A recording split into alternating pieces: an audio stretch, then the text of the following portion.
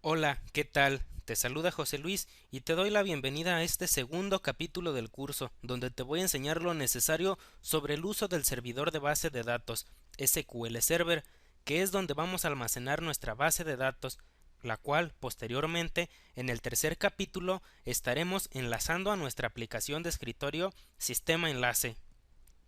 Primero que nada, debemos saber qué es SQL Server. Bueno, pues simplemente SQL Server es un sistema de gestión de bases de datos relacionales. Este es propiedad de Microsoft y está diseñado para ser usado dentro del entorno empresarial. Aquí nosotros vamos a alojar nuestra base de datos, donde vamos a contar con información de usuarios e información personal que será administrada directamente desde nuestra aplicación Sistema Enlace. Para comenzar la parte práctica del capítulo, vamos a arrancar nuestro servidor con un clic. Una vez que el server arrancó, debemos elegir el tipo de servidor que vamos a utilizar. En este caso aquí podemos ver tipo de servidor. Nos debemos de asegurar que la opción que está seleccionada del combo box es motor de base de datos, tal cual como está aquí, ya que hay más tipos de servidores. El que a nosotros nos interesa es motor de base de datos. En el nombre del servidor deberá tener el nombre que le pusiste al instalar SQL Server. En mi caso es master-10, pero si por alguna razón no aparece esta información y tú no la recuerdas o no la conoces, puedes poner localhost, tal cual está así. Así, nombre del servidor localhost. Es la forma en que lo puedes poner. Con esto, el motor de base de datos sabrá que es el mismo servidor local al cual se debe conectar. Después, en el tipo de autentificación, vamos a seleccionar autenticación de Windows. Si no creaste desde un principio un usuario de SQL Server, y vamos a dar clic en conectar. Así como lo tenemos, autenticación de Windows. Así debe de estar para podernos conectar. Damos conectar. Aquí nosotros, como podemos ver, ya hemos iniciado sesión en el servidor localhost, el cual es el servidor local. Me voy a desconectar del servidor y voy a volver a conectarme con el usuario normal. Me desconecto y con este otro botón me vuelvo a conectar.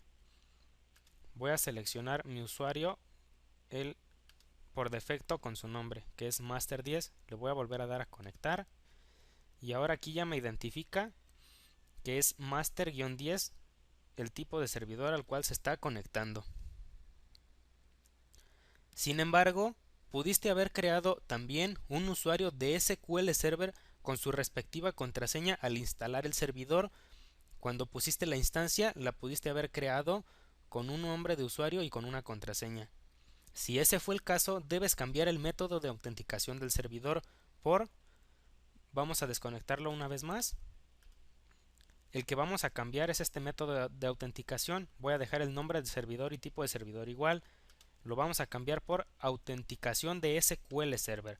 Aquí en el inicio de sesión nos va a pedir un nombre de usuario y una contraseña. Mi nombre de usuario es root. La contraseña la voy a teclear y listo. Aquí ya pusimos nuestro nombre de usuario y pusimos nuestra contraseña. También tenemos la posibilidad de marcar la casilla de recordar contraseña de esta manera, para no estar escribiendo nuestro password cada vez que arrancamos el servidor. Eso simplemente es cuestión de gustos. A mí en lo personal no me gusta que los sistemas recuerden mis credenciales. Una vez que ya tenemos nuestro usuario y nuestra contraseña puestos, yo sé que root es mi usuario y también conozco mi contraseña, ya los puse. Lo único que tengo que dar ahora es clic en conectar. Y como podemos ver, voy a expandir un poquito más esta ventana. Me está detectando el sistema que el servidor al cual estoy conectado es Master10, la instancia de SQL Server y versión que estoy usando y el usuario el cual está activo dentro del servidor. Ahora que ya conectamos nuestro server, vamos a ver su interfaz de usuario y cómo debemos manejarlo. Tenemos en la parte izquierda nuestro explorador de objetos. Aquí está. Tenemos aquí algunos botones, como lo son el de conectar, desconectar, filtrar y actualizar. Tenemos debajo de ellos todos los objetos del servidor organizados por carpetas. Aquí encontramos bases de datos, seguridad, etc. En la parte de arriba tenemos una cinta de opciones para también conectar, crear un nuevo archivo, abrir un archivo ya existente, ver, al igual también aquí lo podemos ver en pantalla completa. En fin, tenemos toda nuestra barra de herramientas. En la segunda barra de herramientas tenemos los botones de guardar, generar nueva consulta, una consulta al motor de base de datos y a los otros diferentes tipos de servidores. Ahora, ya conoces tu entorno de desarrollo de base de datos. Para ello, vamos a comenzar a crear nuestra base de datos ahora que ya sabemos cómo es que está estructurado nuestro motor de base de datos. Para esto, en la carpeta base de datos, vamos a dar un clic derecho y vamos a dar clic en nueva base de datos. Va a aparecer una ventana emergente donde podrás visualizar los parámetros de creación. Modificaremos algunos de ellos. El primero es el nombre, en el cual nosotros asignaremos como base curso. Ese es el nombre de nuestra base de datos. El propietario lo dejaremos libre, puesto que queremos que cualquier usuario que esté dentro del servidor pueda hacer uso de esta base de datos que estamos creando. Vamos a pasar a la parte de archivos de datos, aquí abajito. El primer archivo denomina, primero que nada, debemos ver que nuestra base de datos va a ser dividida en dos archivos. El primer archivo es denominado archivo de tipo primary o archivo primario. Aquí es donde se van a almacenar todos los datos. El tipo de archivo, el cual es un tipo de archivo datos de filas. Mientras que el segundo archivo es de tipo registro. En este se irán almacenando todos los datos de operaciones que se ejecutan sobre la base de datos. Es decir, que cuando se ejecute una consulta de cualquier tipo, será guardada la acción dentro de este archivo, donde tiempo después nosotros, como administradores, podemos consultar y saber qué ha pasado exactamente con la base de datos y dentro de ella. Luego de haber explicado esto, podemos ver que tenemos la información de tamaño inicial del archivo de registro o también llamado log, una medida de 2 megabytes. Aquí la estamos viendo. Este lo vamos a dejar así. Como puedes ver, los nombres de los archivos también fueron creados como base curso, el archivo primario, base curso-log, que es el otro nombre que se le da, un log o registro al otro archivo. Bueno, estos tamaños los dejaremos tal cual como están, los tamaños del archivo log, pero en el archivo primario sí cambiaremos los datos. Primero vamos a cambiar su tamaño inicial por 20 megas. Una vez que cambiamos a 20 megas, pondremos las medidas de crecimiento. Para esto debes tener el crecimiento automático habilitado para realizar la siguiente tarea, con el fin de que en dado caso de que el tamaño que le asignamos a nuestro archivo principal sea rebasado, el servidor haga crecer o aumente el tamaño de la base de datos para que no nos quedemos sin espacio suficiente y poder seguir almacenando nuestros datos.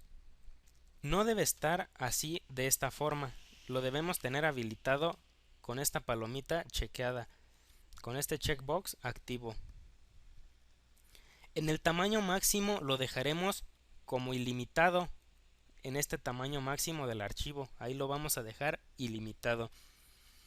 Esto estando conscientes de que con ilimitado nos referimos a la máxima capacidad que tenga el disco duro del servidor, en este caso tu computadora.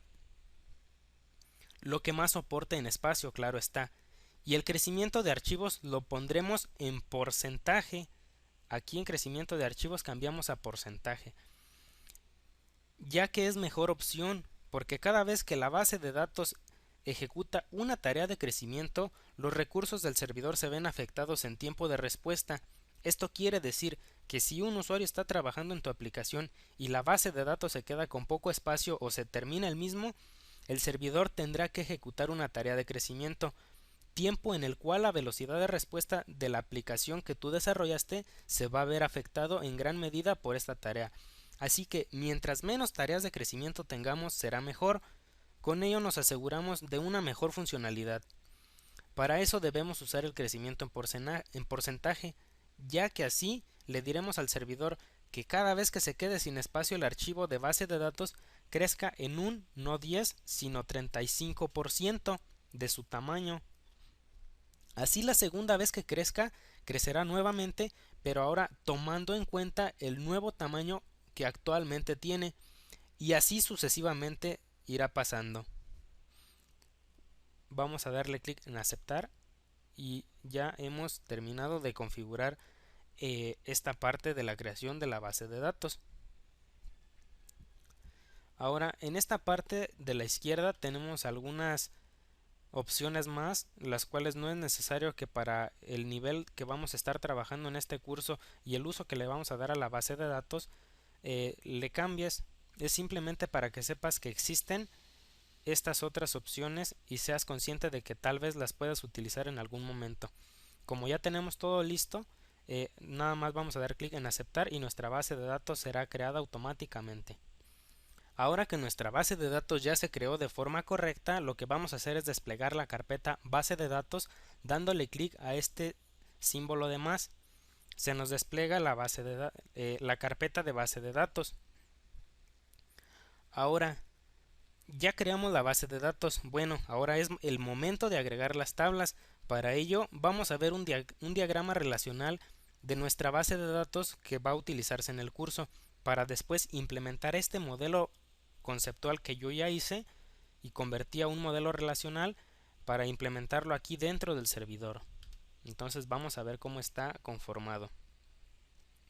Como podemos ver, contamos con dos tablas relacionadas, una que es usuarios, y la otra que es personas, a donde cada persona que se registra en la base de datos se le estará asignando un usuario. Y vamos a ver también en SQL Server cómo vamos a crear estas tablas y las relaciones. Para ello vamos a nuestro motor de base de datos. Ahora que vemos aquí ya nuestro diseño relacional de la base de datos, lo vamos a pasar al servidor para que sea creado de esta forma. Entonces vamos a ello, abrimos nuestro servidor. En base curso, que es nuestra base de datos, vamos a desplegarla una vez más. Vamos a dar clic aquí a la carpeta tablas, vamos a dar clic derecho, nueva tabla. Y aquí vamos a ingresar todos los campos que tenemos. Vamos a poner los tipos de datos, vamos a definir los valores nulos que tenemos también acá. Vamos a asignar también los campos foráneos que tenemos y vamos a establecer las llaves primarias a cada una de las tablas. Vamos a empezar con esta tarea. Aquí simplemente tenemos que ir tecleando el nombre de la columna que tenemos acá. En este caso es id-persona. Damos un enter para bajarnos al siguiente recuadro o caja de texto y seguir escribiendo. Después sigue nombres, enter, apellidos, enter, estado-civil, enter, fecha-NAC de nacimiento, enter, sexo, enter, sueldo, enter, estado, y por último vamos a definir el campo de llave foránea que es id-usuario. Como puedes ver y siguiendo las buenas prácticas de programación, todos los nombres de columna deben de estar escritos en letras minúsculas. Si necesitas hacer una separación no puedes utilizar la tecla de espacio de tu teclado, sino que lo debes sustituir por un guión bajo. No debes de utilizar ñes y tampoco debes utilizar caracteres especiales ni mayúsculas. Vamos a cambiar ahora el tipo de dato. Como podemos ver aquí en el diseño, nosotros tenemos el tipo de dato int de la llave primaria. Entonces lo voy a escribir. Bueno, vamos a buscarlo directamente aquí. Int. El siguiente lo tenemos como nvarchar.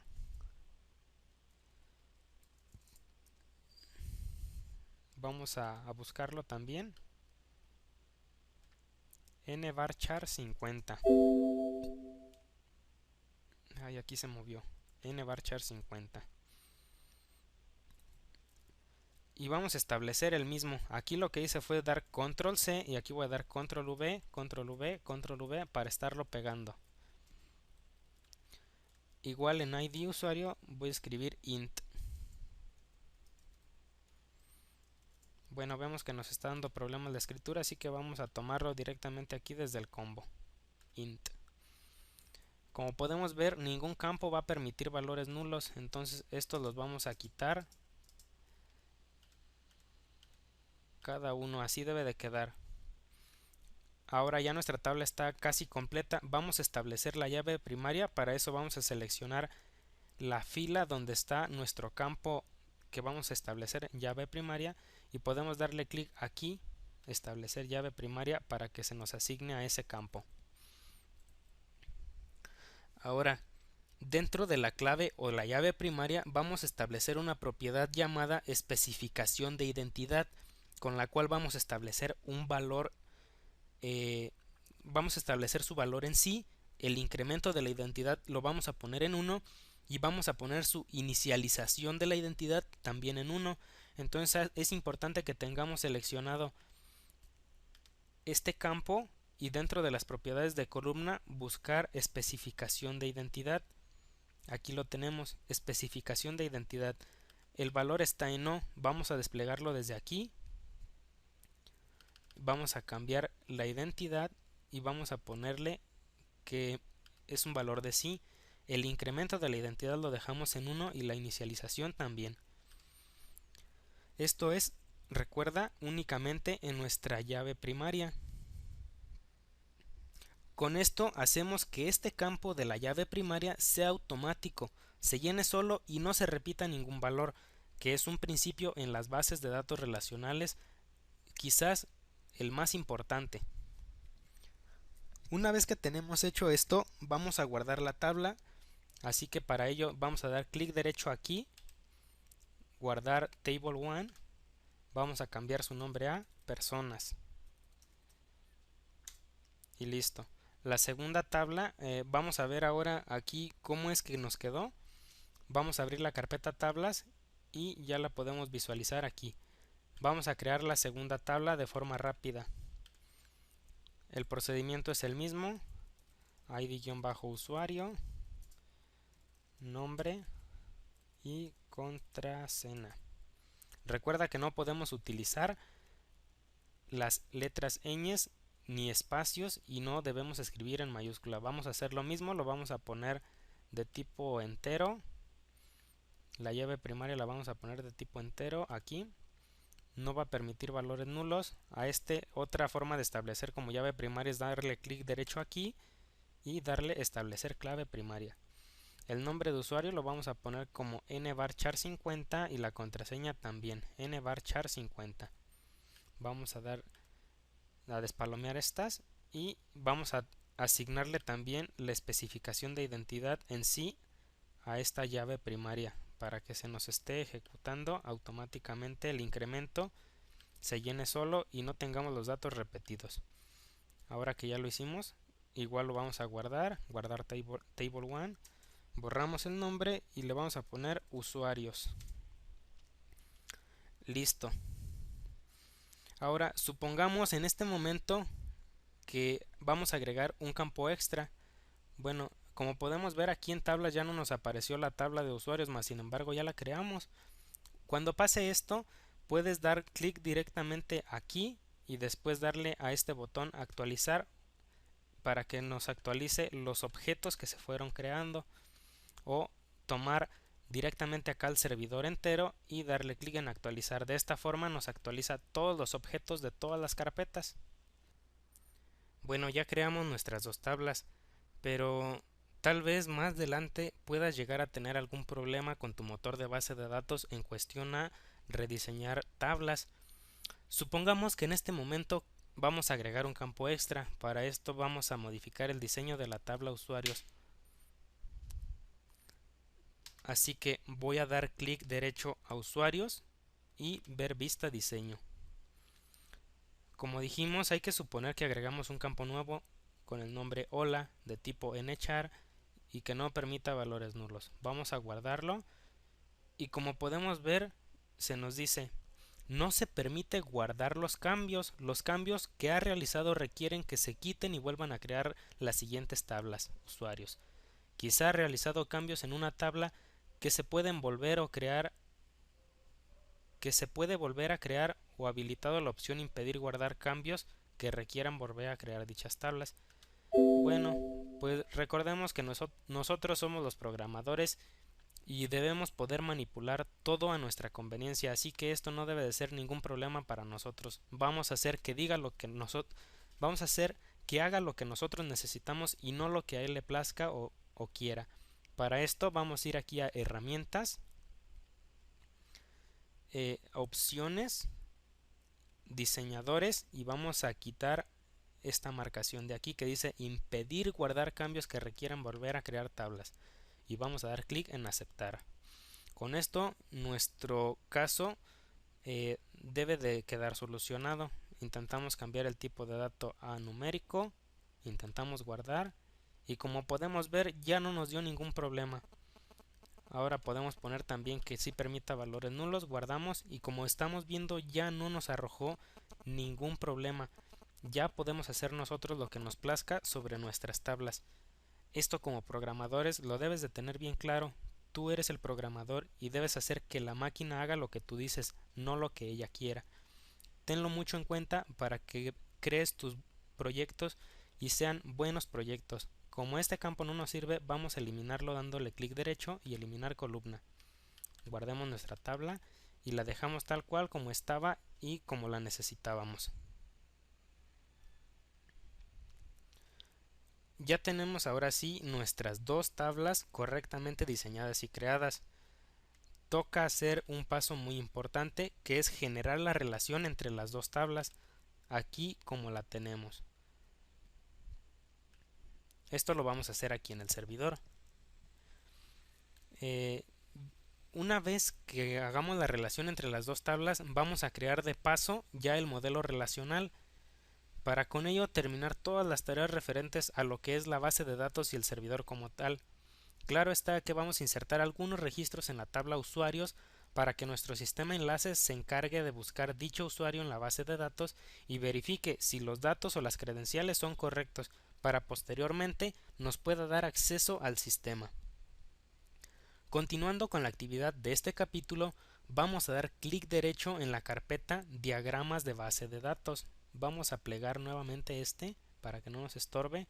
Vamos a dar clic en diagrama de base de datos, clic derecho, nuevo diagrama de base de datos. Nos dice que la base de datos no tiene uno o varios de los objetos de soporte necesarios para usar diagramas de base de datos. Es decir, en esto se refiere a las relaciones, por eso nos dice esto, por eso nos da este mensaje, porque todavía no tenemos las tablas relacionadas. Vamos a decirle que sí, que no hay problema.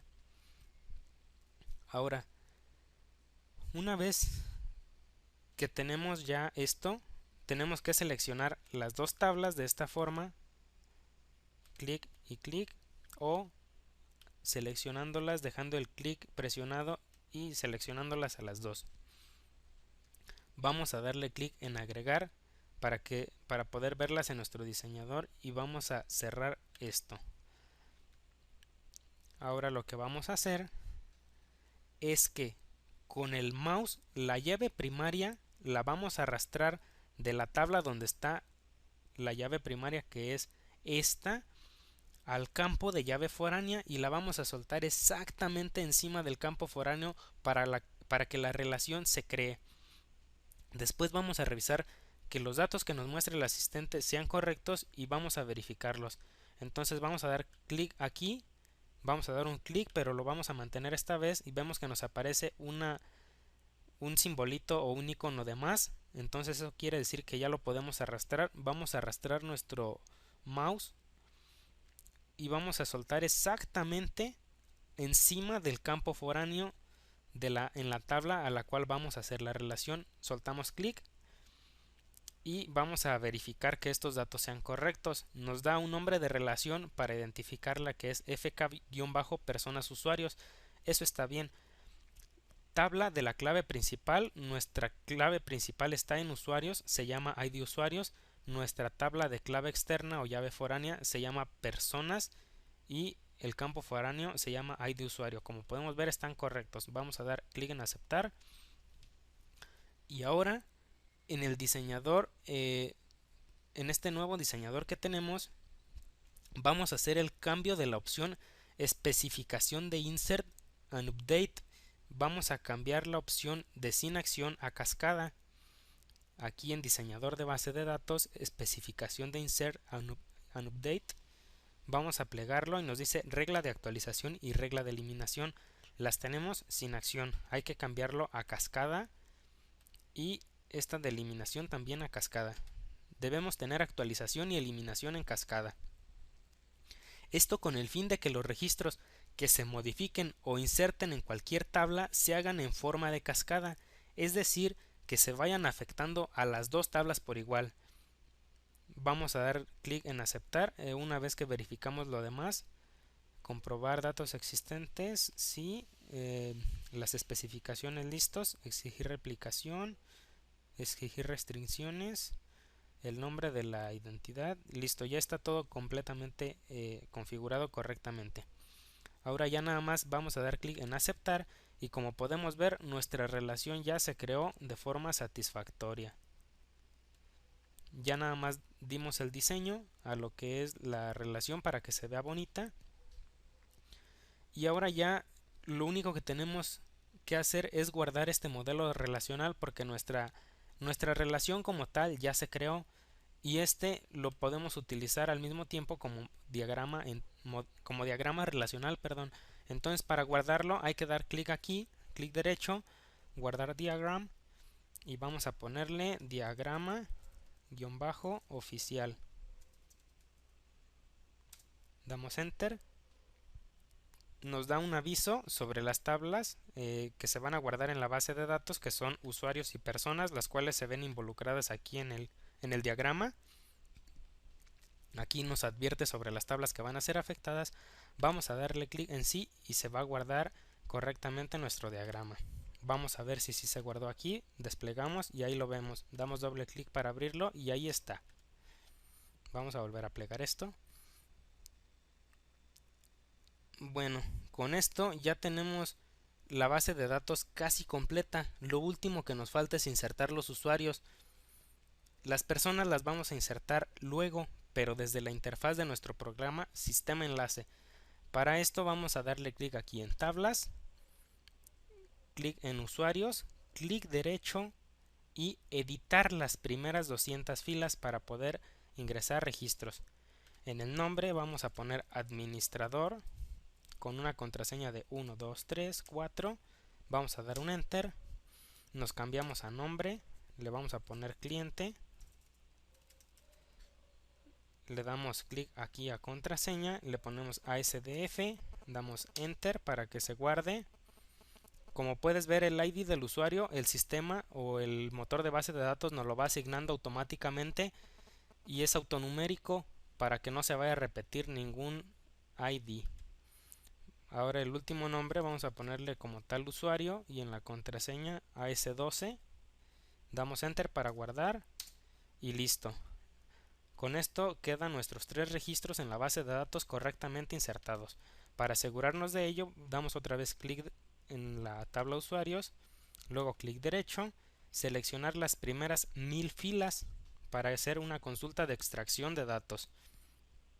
Aquí se nos genera un script que es el cual se ejecuta para darnos el resultado que vemos aquí con los 3 usuarios que tenemos, el nombre y la contraseña que les asignamos.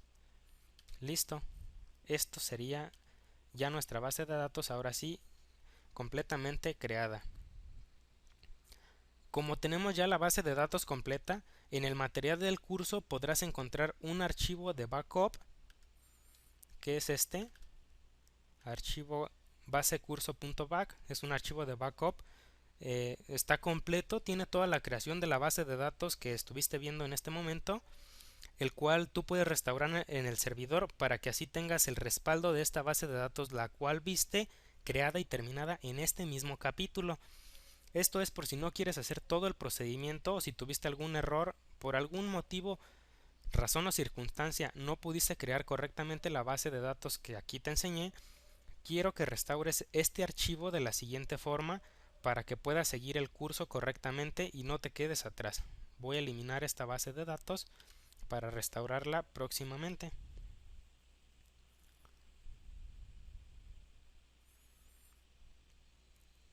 Vamos a intentar borrarla y ojalá que tengamos algún error para enseñarte cómo solucionarlo, porque muchas veces se dan errores al eliminar objetos o cosas por el estilo. Esperemos que esta vez nos arroje algún, como podemos ver, nos arrojó un error. No te espantes cuando suceda eso. Aquí nos da el mensaje de error. Vamos a darle clic y vamos a ver qué nos dice. Error de quitar para base de datos, base curso. Aquí nos da información adicional. Hay un proceso por lotes transact SQL ejecutándose. Dice que no se puede quitar la base de datos porque está en uso. Vamos a dar clic en aceptar, cancelar. Vamos a terminar o a desconectarnos del servidor. Vamos a volver a conectarnos. Ingresamos nuestras credenciales, conectamos, abrimos base de datos, base curso, clic derecho, eliminar base de datos, volvemos a dar en aceptar y como podemos ver ahora ya se borró la base de datos de forma correcta.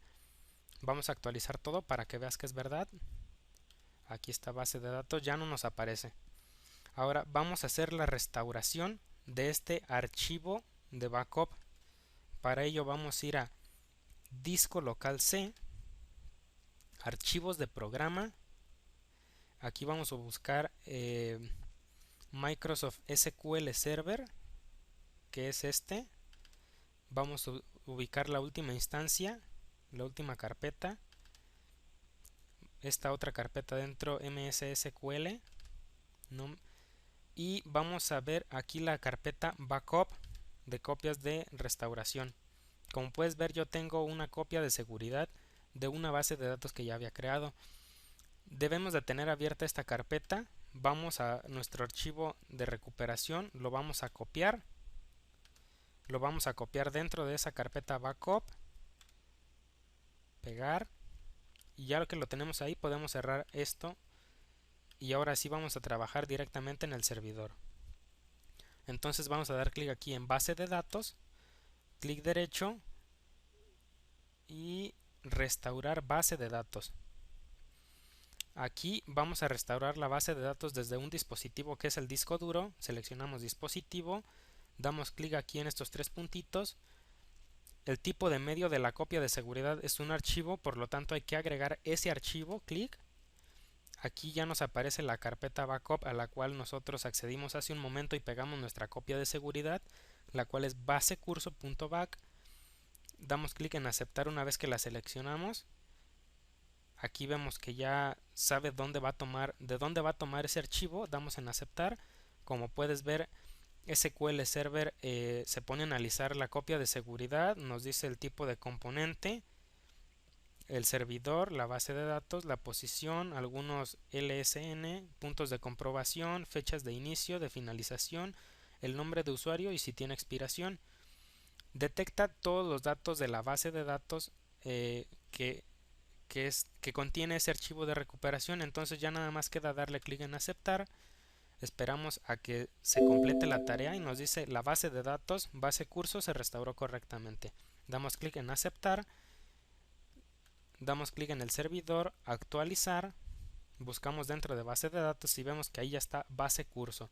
Desplegamos, vemos las tablas, personas y usuarios. Vamos a ver si usuarios aún sigue con nuestros registros, seleccionar las primeras 1000 filas. Como podemos ver, aquí están todos nuestros registros. Vamos a ver nuestro diagrama si aún existe ahí. Como lo podemos ver, aquí está. Ahí está correctamente nuestro diagrama almacenado.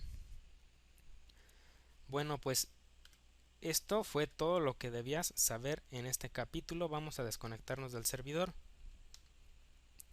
Pues excelente, ya llegamos al final de este capítulo donde vimos todo lo que tienes que saber y hacer en el área de las bases de datos para establecer próximamente un enlace desde nuestra aplicación. Nos vemos en el capítulo 3, donde vamos a crear el enlace con la base de datos. Hasta pronto.